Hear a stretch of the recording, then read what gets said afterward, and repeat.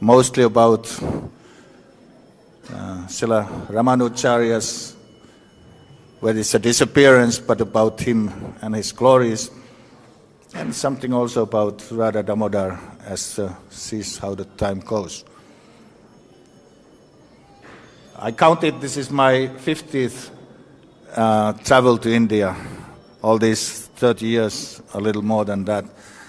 And nowadays, like normally residing 3 to 4 months per year, nowadays about half year there in South India, in Tirupati and Salem, of course, feel that there is so much more to say about Ramanujacharya than this one, what I have heard from our seniors there.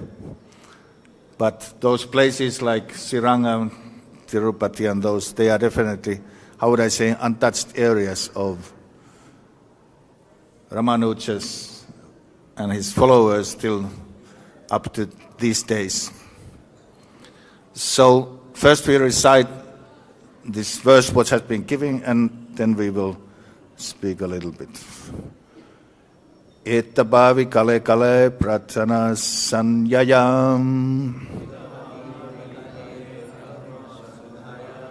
avatīrṇa hailā Krishna āpani nadīyāya Etta bhāvi kali-kāle prathama-sandhyā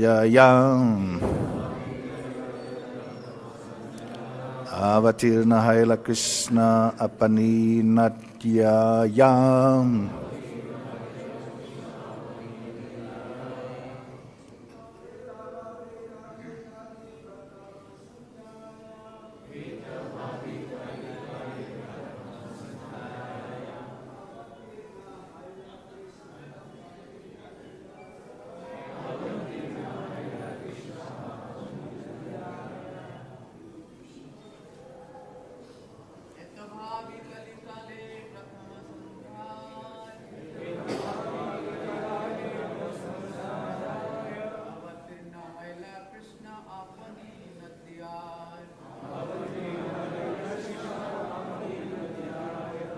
Matachis.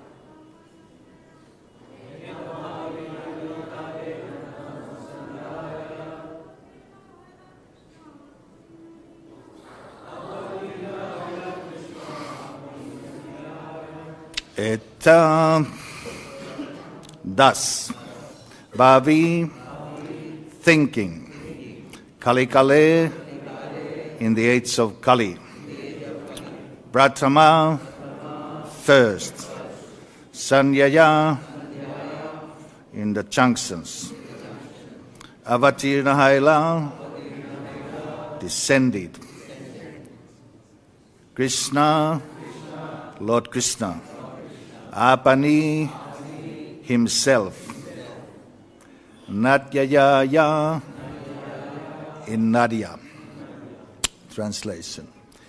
Thinking thus, the personality of Godhead, Śrī Kṛṣṇa himself, descended at Nadia early in the age of Kali. Purport. The prathama-sandhyā is the beginning of the age. According to astronomical calculations, the age is divided into 12 parts. The first of these 12 divisions is known to be prathama-sandhyā.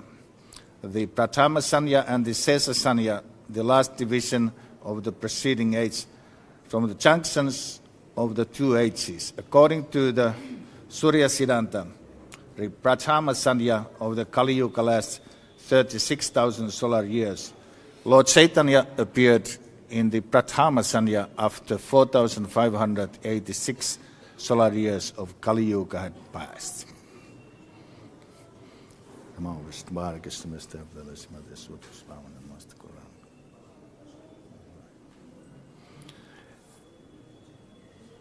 There is actually what could be called a universal progress to not only to Lord Caitanya, but to ISKCON, our dear ISKCON, and to Srila Prabhupada.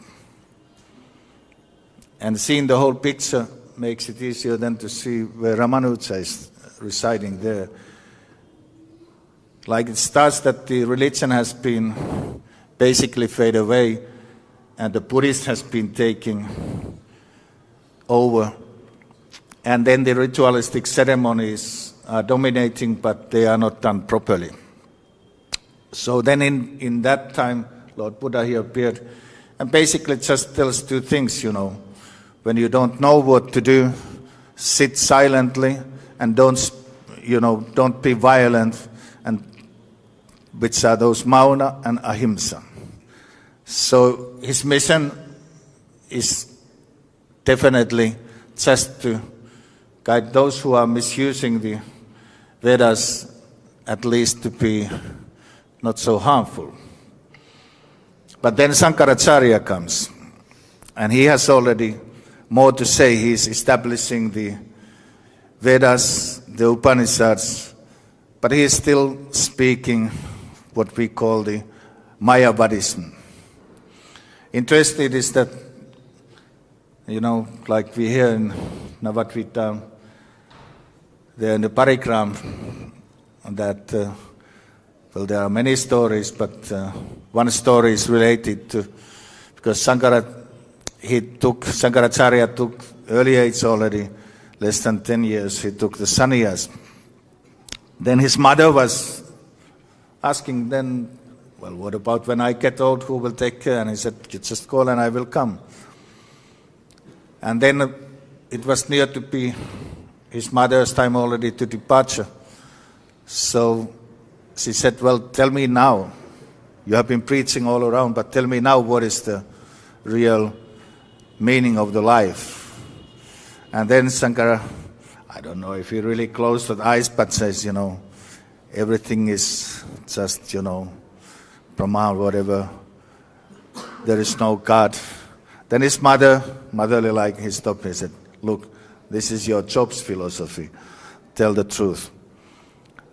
So he was Lord Shiva and he knew more than he told.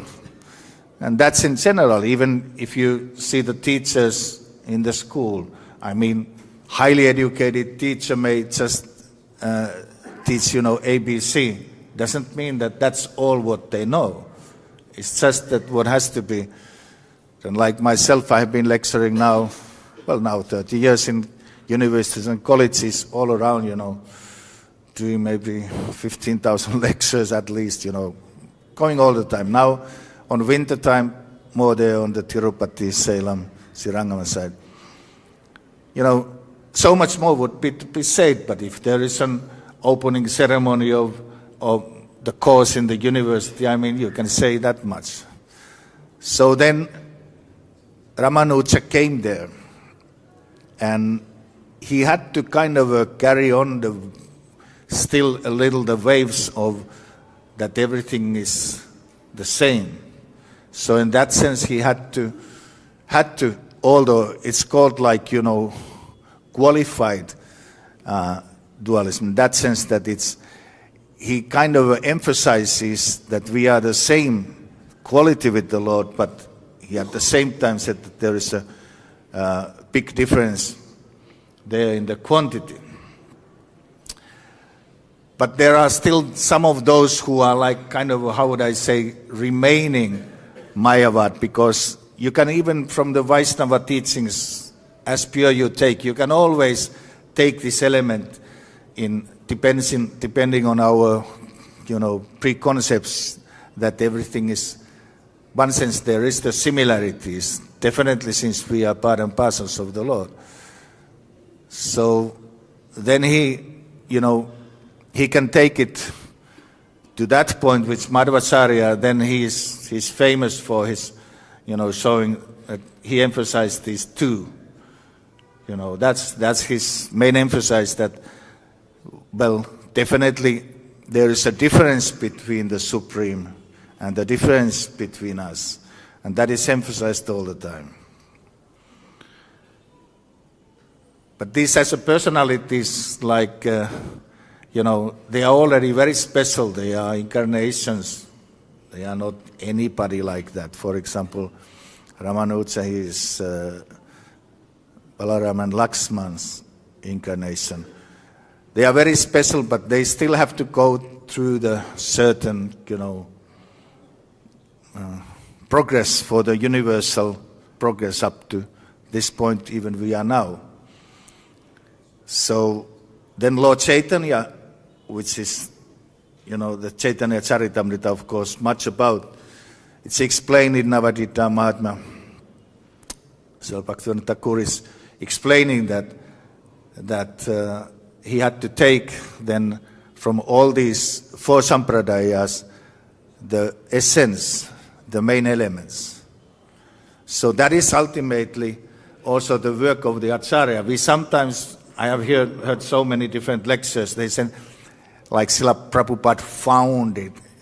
Founder Acharya doesn't mean that, it's beginning like that. That's like kind of a new. It means just that he combined whatever the previous Acharyas already have done to the combination which is suitable for this age.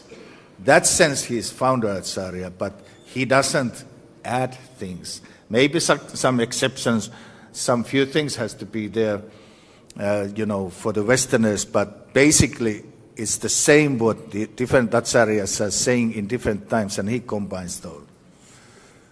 So when we are seeing Ramanuj, it's just, we were just recently there, my wife and the whole last winter mostly there. And of course we went to the Deity Darshans. And she became like kid in the Tivoli or something, because there are 50 different deities there. And you see one and you get blissful and like that. And it was then of course I couldn't avoid that when there is Ramanuja's body still non-deteriorated there. Take a picture, of course, I know that I remember when I visited there with Swadharmas. That's a mistake, of course. I didn't done that time, but now I kind of purposefully did it. They hear the click sound a little bit, and then all the pujaris were surrounded me, and of course they would like to ask you payment. That's the main thing. But I said, look, I'm working for our government. I'm from Finland, Finnish government, and my phone has full of information which I can't share with anybody. I'm a military officer. So I said, you don't touch my phone. That is just, And there was, for a while, there was a little kind of a debate, but it went okay. So, but Ramanuja is there. It's amazing. His body is there, and he's big like, nowadays they are not anymore there, but like the old telephone box. He's really strong-bodied and like that. And it had to be, he in his early age, he married when he was 16. He moved to Kanchi, famous temple city. And Yadava Prakash, who is actually, Mayavad, became his first spiritual master. So he kind of were first initiated to Advaita line. But then, of course, he started to figure it out that that's not the ultimate. So there was debate with his spiritual master, for example, about Sandhyāya, Upanishad, and different other things. And he couldn't avoid, for example, that there is clearly mentioned Krishna's beautiful lotus eyes. And then his spiritual master said, well, do you believe this kind of he was using quite offensive words, of course. Do you believe that there's kind of a personal Lord and like that? So it went that far that the ways were deviated, meaning he had to leave his spiritual master for the sake that not only that he was trying to be polite. He was very nice. He came from aristocrat background or family like that. So he was trying to behave nicely, but what he could do. And it went further because he was very attractive with his philosophical explanations, and he started to speak about Vaishnavism. So then he was ultimately, Yadava Prakash made a plan that they have to kill him. And they invited him, and he invited his brother Gopal to come with, and for the 4 days, I think it was supposed to be 4 days pilgrimage.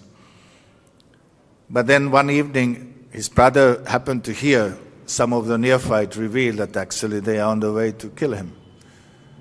So then he kind of, they had to make another plan. So they make a plan that they say that they are going to forest and they will just pick up berries there, and that way, we will be, present for a while. Then his brother came back to the camp and was very scared looking and saying that, it's ultimately, Tiger took his brother. And in that sense, there was no tiger. Well, tigers are everywhere, but that was not tiger. They just made this plan in order to escape. So then his brother could see from these reactions, they were almost not even, sorry about that. Almost didn't say apologizes that Ramanuja is so-called dead. So they continued, and they took quite a long pilgrimage, and Ramanuja took his way back to Kanchi. And when they came there, they kind of thought miracle has happened. He has, somehow or other escaped the tiger, or at least survived. So Yadava Prakash didn't done anything after that. He was more like, accepting. And then, Yamunacharya, he came from Srirangam. And then, of course, Ramanuja could see that, here is real spiritual master. And he became initiated. And in that sense, he became to the line of Vaishnavism officially. So then Yamunacharya, he went back to Srirangam, and then after some time, the sad news came that he is on the way to leave. So Ramanuja, he left from Kanchi, but came too late there. But he has already got the mission which has three aspects. There was the aspect, what Yamunacharya said, this is very cleverly said, to protect his followers from Mayavadism, to protect from this poison. Then after protection, to establish the devotion to the personality of the Supreme Personality of Godhead. And third thing he still gave the advice was to write a commentary to Vedanta Sutra. And there is since I've been since memorial, maybe previous Yuga, on the leadership trainer for the rectors, headmasters, politicians, military leaders like that. The first thing is actually the leaders is not to, like nowadays it's very popular, just to take the card and show that I am in charge. I mean, that's the simple thing. I would say that in National Defense University, where I'm coming from, that you can say once. But it's that I am in charge of taking care of these people. Like here, people are taking very nicely care. This is exemplary temple. That's what we are. Of course we are in charge. That's there, but this kind of just the position-based thing, it's just the beginning. Like here you can see, the leaders, they are They are inspiring you. That's the leader's real duty. Prabhupada even said to being inspired, inspiring the others. That's the main thing. So if the protection is there, then the flourishment is there. If the taking care is there, then, people feel comfortable to do service more. Protection, if we like to go to the detail, we don't go too much. It still has different level, the spiritual level, the philosophical level, the social, emotional, and physical level. So when these levels are somehow or another taking care, then definitely it will flourish. Like even now there is this war in Europe. Here you don't see much about that. Even the war, the aim is peace. In the wartime the business doesn't flourish. People are, everything is upside down. And I have to follow that daily due to my profession. Nobody can live with that kind of a situation alone. So therefore, he got from Yamunacharya the advice to protect. It means that the spiritual progress can be there, the flourishment can be there. So that's something that, how would I say politely, we are sometimes a little too naive in our movement. Mayavadism is still there. We go to it, even in Prabhupada's Pranamatra, it's there, but it's not only there. It's there in West if you go there. Like my Diksha Guru Suatra Swami, he gave a lecture, and we were lecturing with him in universities 10 years, so every year, 1.5 months. But he talked about a lot, but he said there are 3 great, you can't even call them Mayavads, that's too high for them, but 3 big demons in West who are trying to influence us all. And like in military, you have to be aware of the enemy, otherwise then how you can protect? So, like he listed Freud, Marx, and Darwin. Darwin is basically quite dead, Darwin is, I met with Trutakarma. We went to meet in Finland, the 2 only last ones, archaeologists. The other said, I'm already gone back to university, I don't believe in all these things. And the other said, well, I'm still doing that out of my, have to do the job. So Darwin is basically quite dead. But Freud and Marx are strongly there, although they are also physically dead. And there is this, modern educational things they have a lot of from Freud. It's like, he was, for example, against the renunciation. And he said even that makes crazy, if people are too much restricted. You can't restrict them, otherwise they become crazy. I remember when I was, you may consider, well, in ISKCON we know these things. I think 1994, I was in Radades in Belgium. There was that time what was called, Radades Convention, something like that. And it was, I was invited there since I had already a lot of VIP connections, media and like that. I have been, connecting up to the state leaders, even nominated by them to the position. So I had a lot to be them to give in. They said, but look, this whole Radades is just a facade. Our aim is to kick out the traditional Vedic education from our movement and replace that by so-called modern Western liberal Brahminical education. So that was what they say clearly. It took quite long until it manifested all that, like we have seen, that kind of attack to close, for example, all the boarding school in ISKCON. I don't think I have seen one Prabhupada's letter to say that this is just for temporary being, do it. Problems are everywhere. I mean, if we would close something based on the problems, then there should be no one Grihastha ashram. Grihastha ashram is always full of problems, so why we just have it, let's just close it. So that's not the solution, but I'm just saying that Freud is not dead in our movement.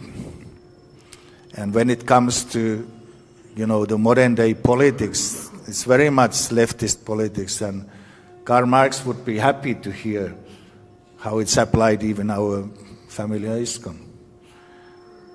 But plus it has some demonical elements like, hiding behind the councils, no names, nothing, oath of silence. At least in our country, the parliament, all the discussions has to be public, they have to be published, everybody can see them, they can go there anytime. Nowadays, our system is more like a mafioso style, no names, nothing like that, behind the scene, you can't see. That is just a thief or some rascal who is just hiding behind. I mean, otherwise they are open things, except, of course, certain topics can be closed ones.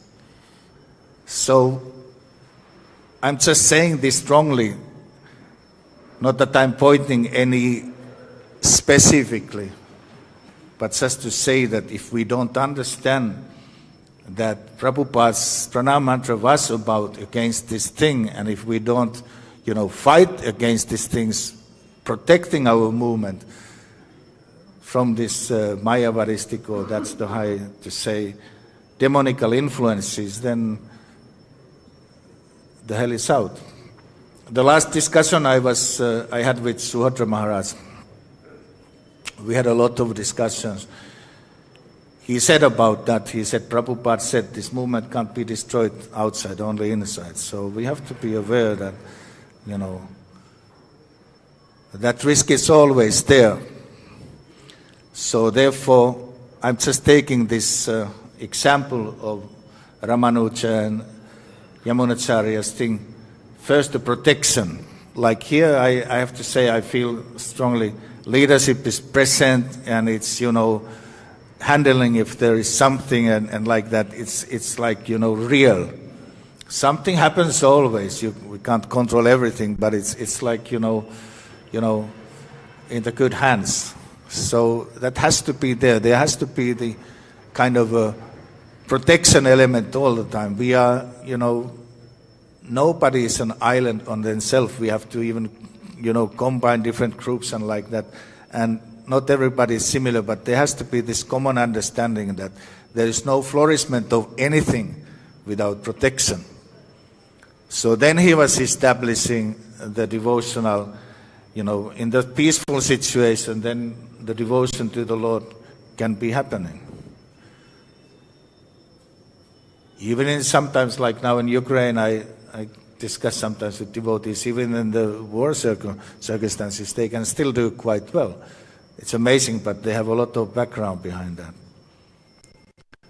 So, coming to the point of Lord Caitanya, he took, for example, from his 4 bona fide Vaishnava Sampradayas, he took 8 elements, and he took from Ramanuja, for example, he took from him this Vaishnava Seva, and the devotion to the, the full devotional element there. From Madhva, he had to take a lot how to defeat the Mayavads and also the deity worship and like that. So he did that, and then Prabhupada combined that the way that, like I said, founder Acharya doesn't have to found, basically, he has to just combine. He has to combine these things so that they make, the combination which is for this time and age. So that was what Srila Prabhupada did, and did it wonderfully. So, simple way saying, we don't have to make our own setup anymore. Like I'm also planner of which they call the strategic planning. Strategy is already there. going back to Godhead, to develop the love of Godhead. These are the aims which Srila Prabhupada only gave.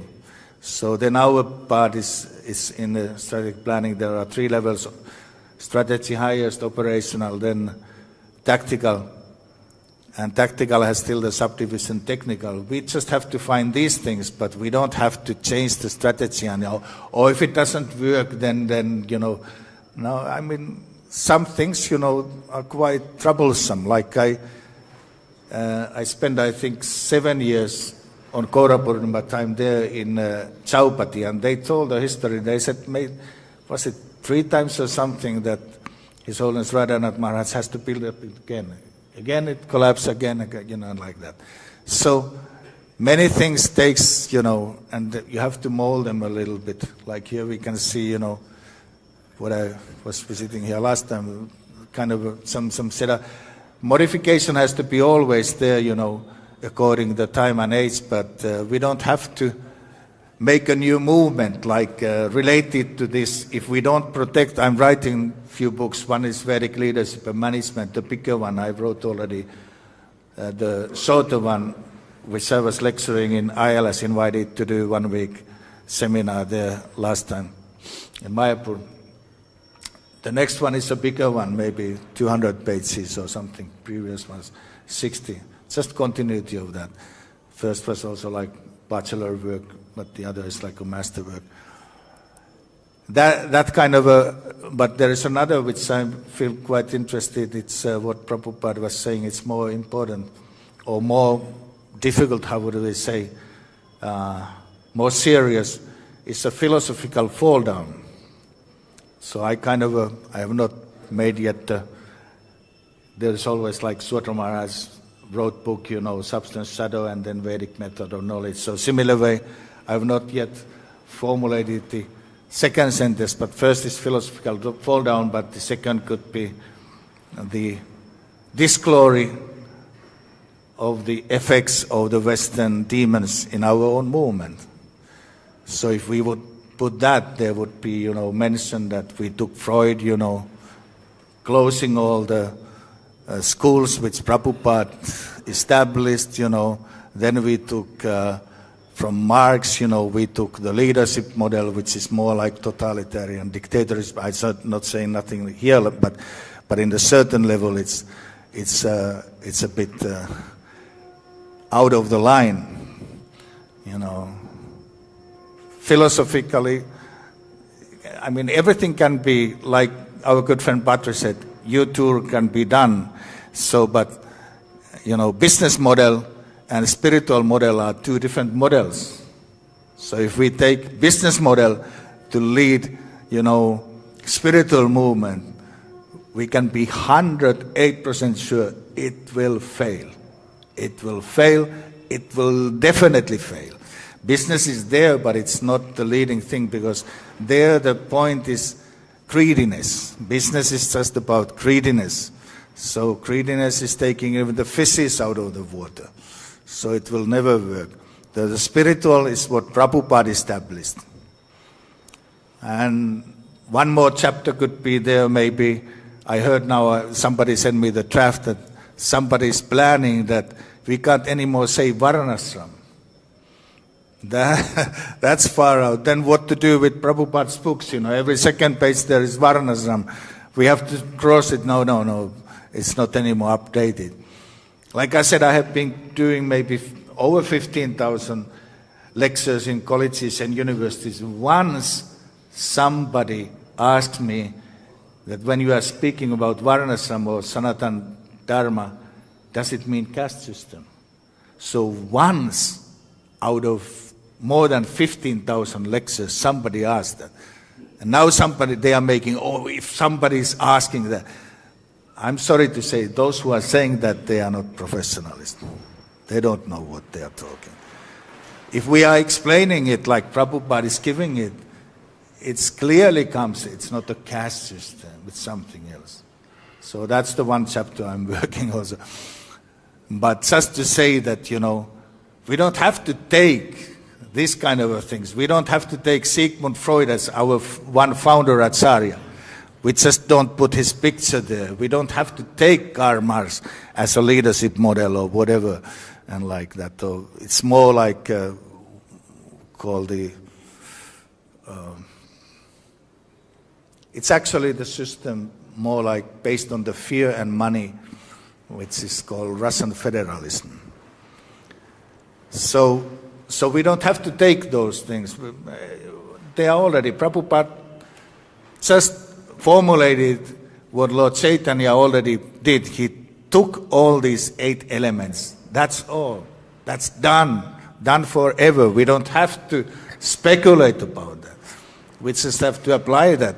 And Prabhupada did even that. He gave us the books how to apply that in this time and age. So it's not that difficult, but our Western minds are so crazy. We are just making unnecessary troubles out of something which we don't have to. So if we just would follow simply what our founder acharyas, our acharyas has said, then, like said, Ramanuja is such a wonderful example. And you can see one thing. When their acharya is on the center, in South India, you don't find that kind of, how would I say, it's almost untouchable. It's like in our books, the Vaishnavism. You go to Tirupati, you go to Salem, we went to so many places. We got more invitations that there are maybe days on the calendar. And it's one simple thing. They keep the founder acharya's teaching also as a center. It was funny, we went to some of the universities, many of the universities, and they may sometimes, modern waves, and they can't, one was, I think it was a business university. And there was whole full hall there.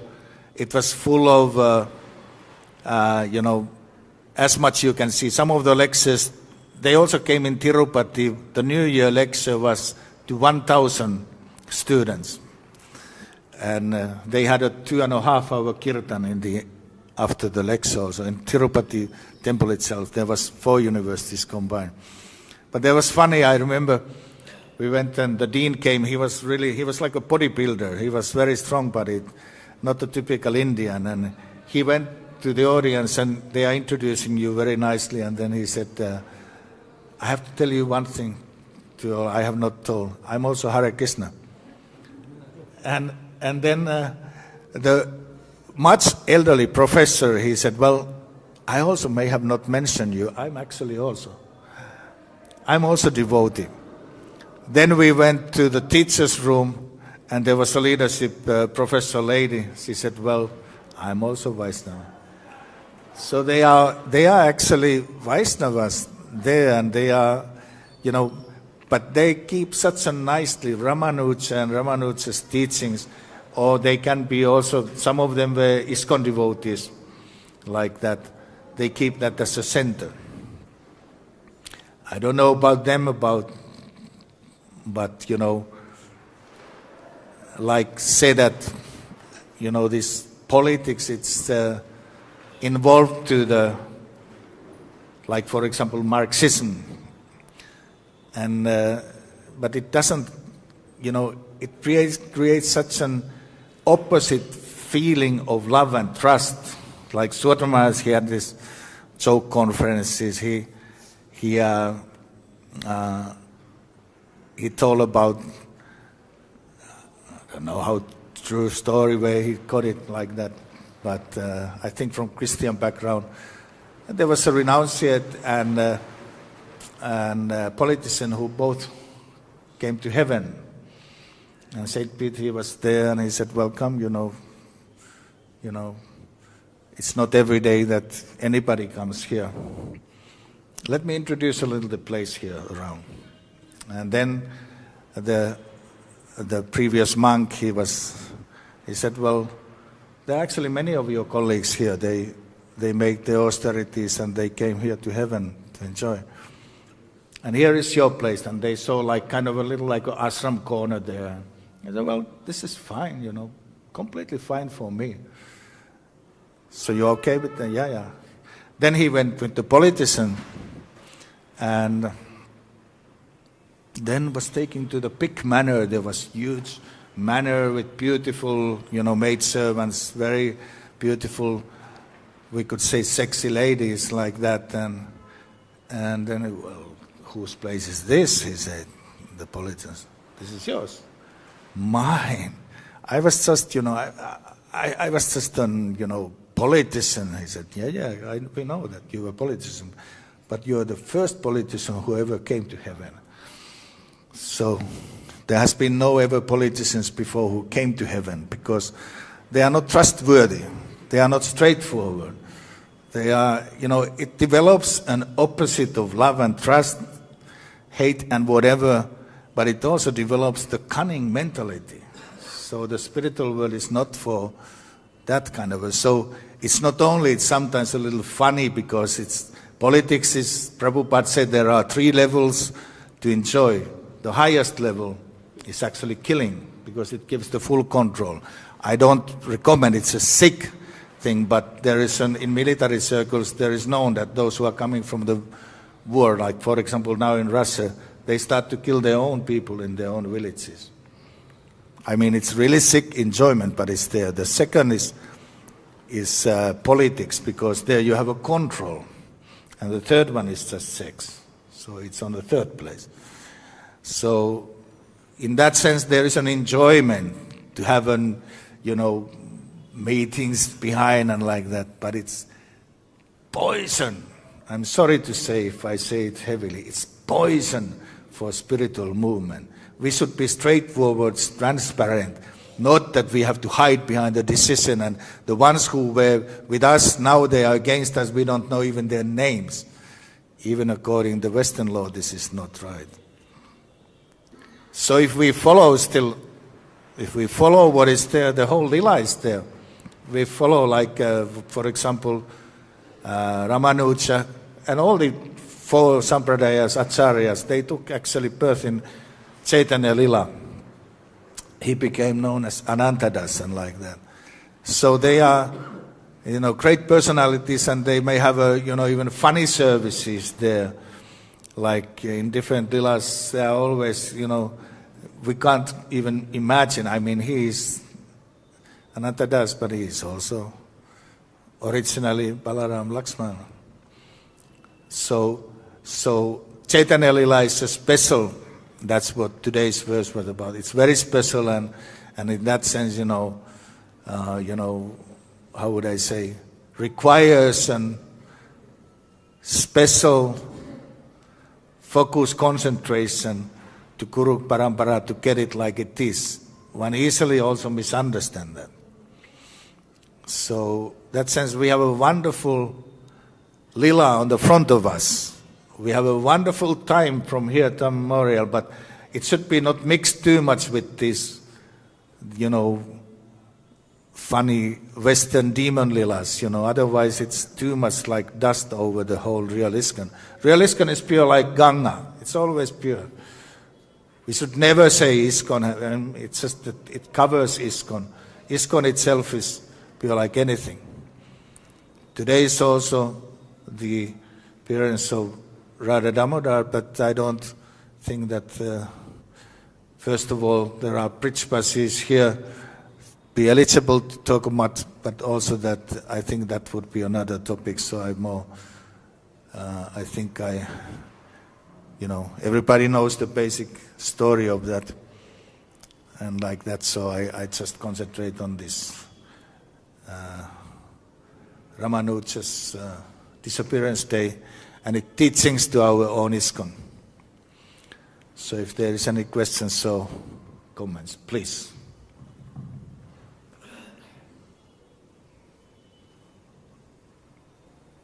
Yes, that impersonalism is very prominent. And I know in the 70s when Prabhupada first came with many of his disciples, they were doing some Pandal programs, and all the speakers were speaking Mayavadi or impersonalism, and devotees had to sit through it, but at least it was in Hindi, they couldn't understand it. But Prabhupada was getting irritated by the whole presentation. And when things became very unruly concerning this, he'd say, okay, just do kirtan. He says, because most people, they can't really understand logic and philosophy and the intricacies of impersonalism and personalism. So Prabhupada's solution was just do kirtan, because the holy name is our only real purpose. All the philosophies, everyone's looking for the absolute truth, some presented one way or another way. And also with some of the topics of disagreements and management and following Prabhupada and not following, I think we need to do more kirtan together, and this way some of the problems will get more easily dissolved, right? The holy name dissolves the problems. Definitely. But it has to also be dealt with in a mature way. But whenever you're having difficulty, get to the holy name. It's just a comment, I guess. Like I normally just visit here shortly because I stay there in ISKCON Palace there, and we had on autumn time, on Kartik time, there has been the reading circle where Kesava Bharati Maharaj, Vasika, Dhanudhar Maharaj, they are different, so we were reading was it last or the previous last time? And there came the verse that why are the copies the highest? I mean, it's Prabhupada took from Nimbarka also that aspect there. So Kesava Bharati Maharaj, he said, wish I would read that. It said that they are doing all the ordinary things. They are doing, cutting, cleaning. I don't say that that's their chasing pampers, but all the household affairs. But they do that in the mood of glorification. So that what, he mentioned, it's about staying the high, meaning like, getting the, by the glorification mood, we stay on the spiritual mood. And if we are participating in kirtan, who would not like to? And then we stay the day, and it's ISKCON sandwich. Then in the evening we come again, and like here it's always temple full. We come here to glorify the Lord in the evening as well. So with that ISKCON sandwich, we stay high forever. We keep our head, above the daily thing. The other is this miserable, self-centered lamentation. So we have to somehow or another keep that. There's one, nice story I have not told that much, of one of our good, friend. I have been lecturing those now over 30 years in colleges, universities. Many of them have become more like, devotee chanters, but they don't like to, in the school atmosphere, it's better they are not like with sikhas or with, saris and like that. So one came here, and she was here, I don't know how many days, and she said she couldn't almost leave. She has really problems. She said she found ultimately the place where she belongs. And when she came back to Finland to teach, she said she had I think 2.5 months, she had a cultural conflict. She couldn't relate. She said this was her home. So if we give that homely, trustable, home is also a trustable place. We give that feeling, you are taking care, and there is nothing compared. These business people, they don't care. They just fired, you're fired, you're fired, you're fired. That's the whole thing with the whole business model. Oh, the result is not yet directly there. Like I spoke with now they try to move also some educators out because they don't create result. But when on earth education has created fast result, people has to study 10 years, 12 years in our countries, I don't know how long. And then they become, software engineers and like that. So there is the result later, but you can't see it now. So the business is very short looking model. If something, for example, even temples, like how long this temple has been there, and it's developed all the time and like that. How long, I spoke with one devotee, he's in Turkey, they have been doing, and some progress is there. So we have to see on the longer run, this is still a short, this is short time like that, but just still come back to this thing, everything can be attained if we are just, in the mood of glorification, and there is no better than chanting together, kirtan together, and then start to see Krishna even in our everyday affairs and glorifying Him, how He entered there, how He, so that's the whole, it's the whole art. They have this art of living and like that, but there is the art of glorification, the Krishna in every step. Thank you, very nice comment. Any other? Oh.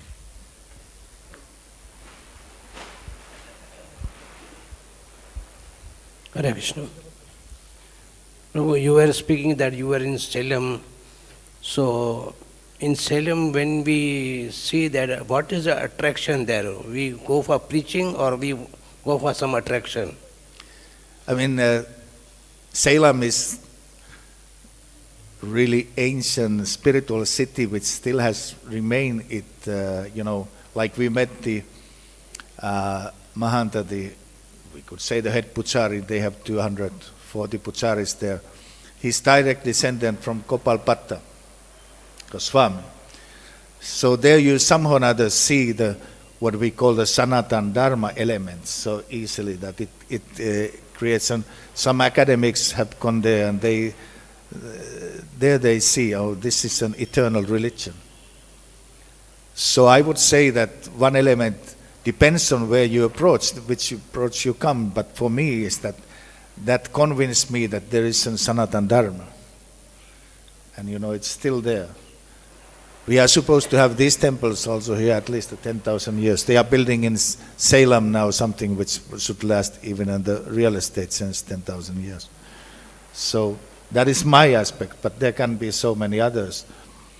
But it's not only for, how would I say, money collecting or this kind of just pilgrimage. Depends on how you approach. But ISKCON has their Jagannath, Baladev Subhadra, Jagannath Mandir, it's just nearby there, and they are preaching, of course, there. But we had their Bhakti Vikas Maharaja's Sravanam Kirtana festival, 2,000 devotees there, and very nice cooperation with the local ones.